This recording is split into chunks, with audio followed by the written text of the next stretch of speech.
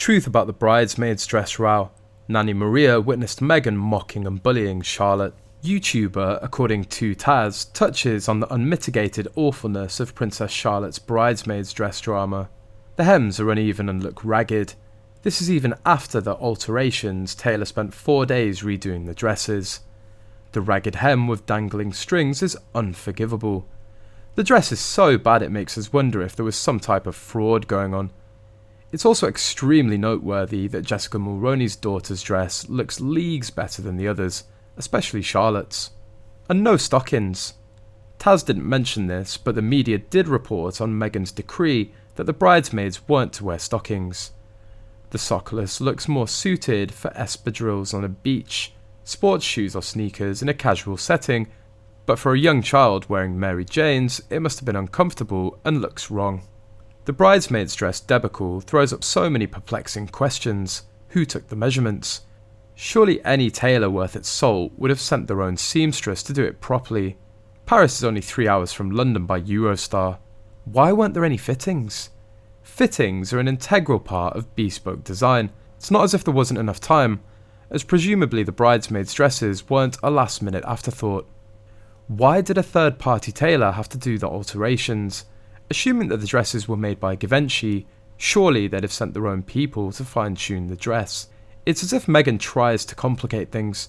Her dress cost £110,000. Most news outlets now dutifully report that Meghan paid for it herself. It's feasible that each bridesmaid's dress would have cost 4 figures, yet they don't look it.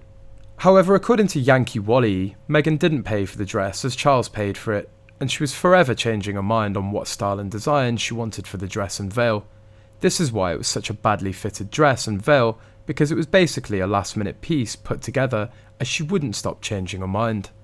But concerning Charlotte, Meghan hated having to include her as a bridesmaid, and made it quite frighteningly clear, and constantly mocked and made fun of her, especially when she would arrive from home or school like any young child, a bit messy, from having fun, calling her chubby and mocking her voice.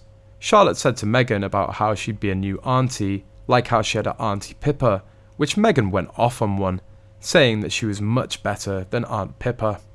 Catherine found out from Maria, who witnessed it, and both ladies were furious, as Charlotte had been reduced to tears, but Meghan would then mock her for crying.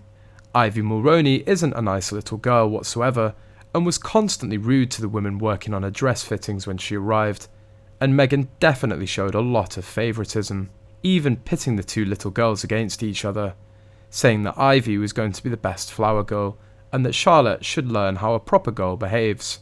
Charlotte ended up getting pulled out of the fittings due to how Meghan and also Jess and Ivy were mocking and bullying her, which is the reason why Charlotte's dress didn't fit to her proper measurements, as the seamstress had to use Florence Van Cutsum for the fitting of Charlotte's dress. Meghan had been rude to Catherine, Charlotte and Maria for pretty much the whole thing, and a strong rumour is that it's one of the reasons the Fab Four summit was so tense.